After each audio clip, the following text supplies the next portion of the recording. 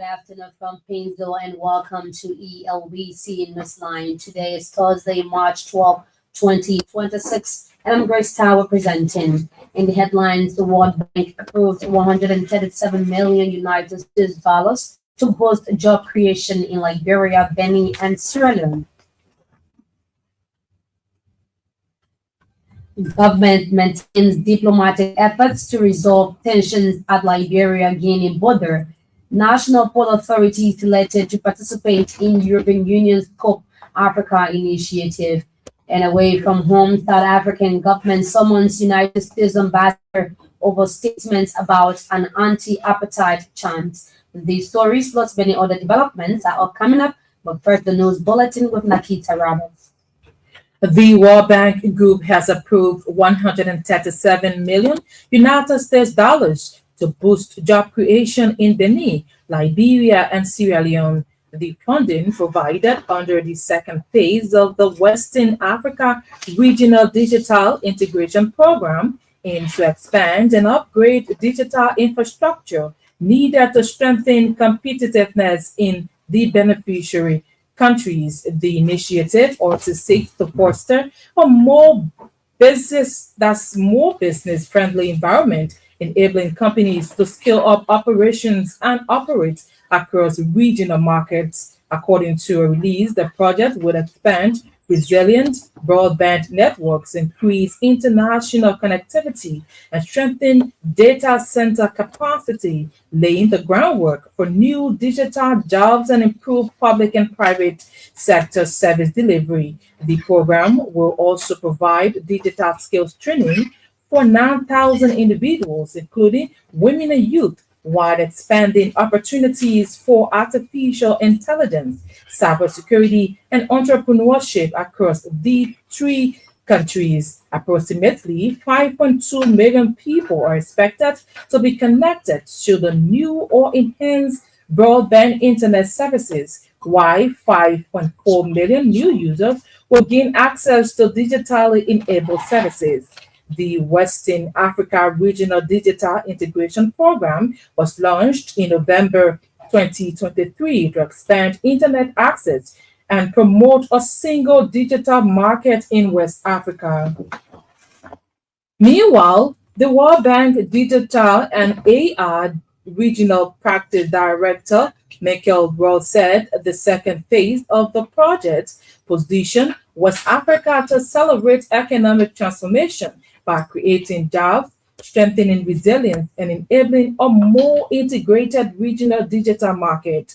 Mr. Raw noted that the program addresses one of the region's most persistent challenges, high costs of unreliable connectivity, which continues to limit competitiveness and people's access to digital opportunities. For her part, Acting World Bank Regional Integration Director for Africa, Marana West maintained that expanding access to affordable and high-quality connectivity is critical to deepening regional integration, unlocking private capital, and creating jobs. Phase 2 of the Western Africa Regional Digital Integration Program will strengthen digital entrepreneurship, ecosystem, expand digital financial services, and support small and medium enterprises. According to the release, these investments will not only boost economic growth and competitiveness, but also catalyze new digital jobs across the participating countries.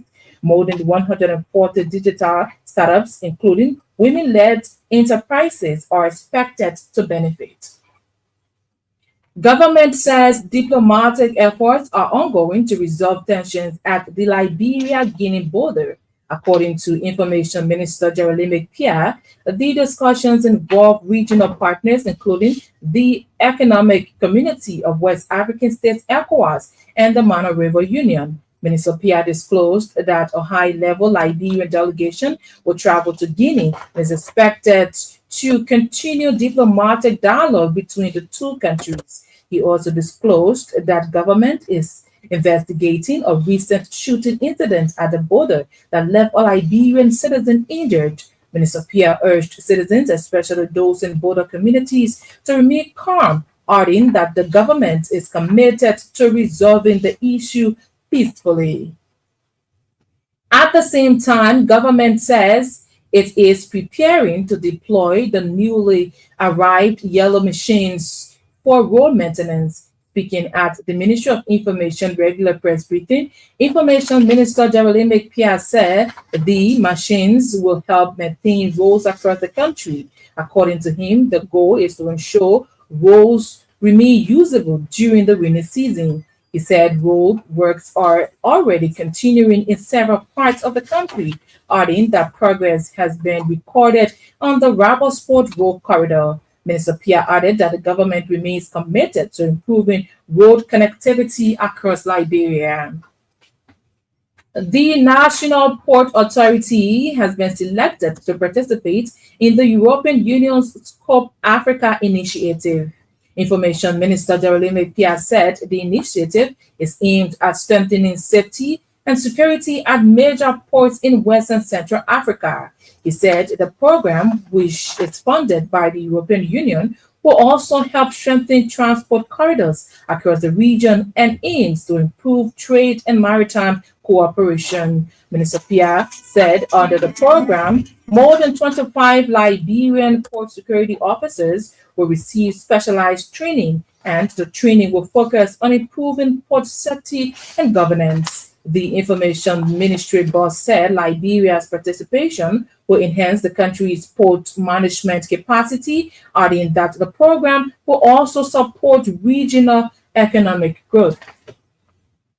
Agriculture Minister Dr. Alexander Nuta is rallying citizens in southeastern Liberia to venture into agriculture to help address the age-old food problem faced by Liberia. According to Minister Nuta, if Liberia must reduce hunger, citizens across the 15 counties should work along with the Agriculture Ministry to achieve such goal. The Agriculture Minister has since vowed that government will support the cultivation of 200 hectares of lowland rice in Riverside and Sino counties.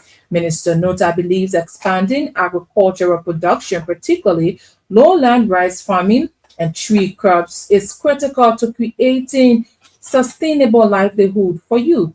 The Agriculture Minister's statement is contained in a release issued by the ministry recently.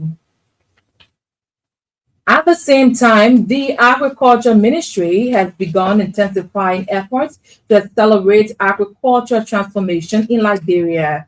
The ministry says the transformation of the sector will require the full support of the government under the Arrest Agenda. Deputy Agriculture Minister for Technical Services, Solomon Williams, disclosed that the 5-year agriculture strategic plan intends to expand the production of the nation's staple food and other crops. Speaking to our reporter recently in Painesville, Minister Williams further noted that it will strengthen food security and the inclusion of agribusiness and value chain development, among others. He said under the plan, the ministry will also provide training opportunities for the youth in digital and innovative agricultural technologies. The Deputy Agriculture Minister for Technical Affairs urged partners within the sectors and farmers to demonstrate their commitment to the sector to achieve its goal. Public Works Minister Roland Giddens and Chinese Ambassador Yin Shiwan held high-level talks focused on deepening technical cooperation and bilateral development. During the meeting, Ambassador Yin briefed the minister on the recent outcomes of China's major political sessions, the National People's Congress, and the Chinese People Political Consultative Conference. The Chinese Embassy statement calls Ambassador Yin as emphasizing China's commitment to the China-Africa Year of People-to-People Exchange. The Chinese envoy reaffirms that China is prepared to strengthen practical cooperation with the ministry to solidify the strategic partnership between the two nations. Meanwhile, Public Works Minister Roland Giddens expressed gratitude for China's long-standing support to Liberia's reconstruction efforts. Minister Giddens highlighted the critical role Chinese investment has played in transforming the nation's landscape, noting that the partnership remains a cornerstone of the government's development strategy. A Liberia Refugee Repatriation and Resettlement Commission, LRRC, 7-day joint assessment mission is continuing in counties in southeastern Liberia. The LRRC, in collaboration with Liberia Immigration Services, LIS, the French Embassy, International Organization on Migration, and UNFPA is gathering first-hand information on the circumstances behind the influx of undocumented Burkinabe migrants in Liberia. Led by LRRC Executive Director, Councillor Jericho Bangaloo, the delegation has visited Grangide and Rivergy counties and moving to Maryland and Nimba counties. The mission has held series of fact-finding engagements and discussions with local county authorities, various stakeholders, and Burkinabe population and the host communities. Speaking in Fishtown, Rivergy County, Councillor Ko Bangaloo said the visit will provide a legal understanding of the complex factors fueling migration and submit recommendations to the national government. Councillor Bangaloo said government takes seriously the presence of the huge number of undocumented Burkinabe nationals in the territory of Liberia.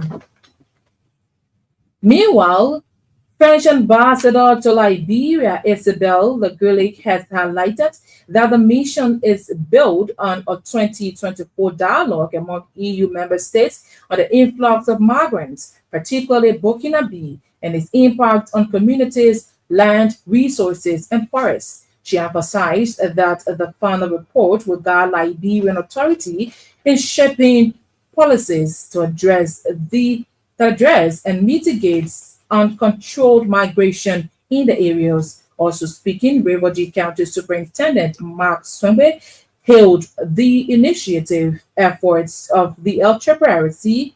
That's the initial efforts of the LRRC and partners in seeking a solution to the influx of Burkinabes in southeastern Liberia.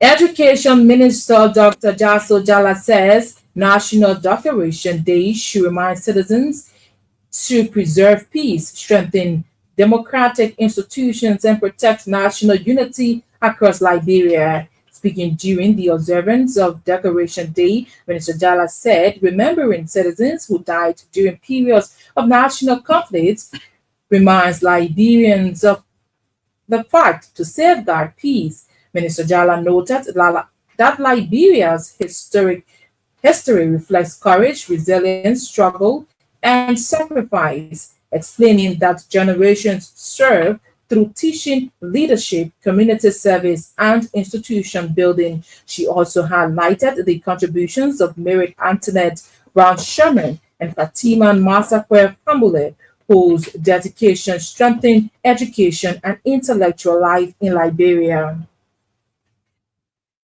The Nimba County Health Team has dedicated modern medical waste management facilities at the Saklepie Comprehensive Health Center and the Logatua Clinic. The modern facilities are designed to enhance safety for health workers, patients, and surrounding communities, and underscores the importance of proper medical waste management in protecting public health. A health ministry release said, with the completion of these new facilities, both centers will now benefit from modern and standardized waste management systems. The project was funded by the French Development Agency through the support of Action Against Hunger. The release further stated that the intervention represents a major boost to healthcare service delivery in Nimba County. Residents of Goyantown, Bapolo County, have threatened to file a lawsuit against the Forestry Development Authority, FDA, on grounds of negligence. It followed the death of a 60-year-old man who was allegedly killed by an elephant in the area. Our correspondent says since the occurrence of the incident, a delegation from the FDA is yet to visit the area. as a way of empathizing with the bereaved family. They argued that the FDA authority once punished someone for allegedly killing an elephant, but is yet to show similar action in the current situation. Meanwhile, our correspondent said an agent of the FDA has confirmed that a team has been set up to visit the area shortly. And the Timber Dealers Union has established two associations in Grand Juda County to steer and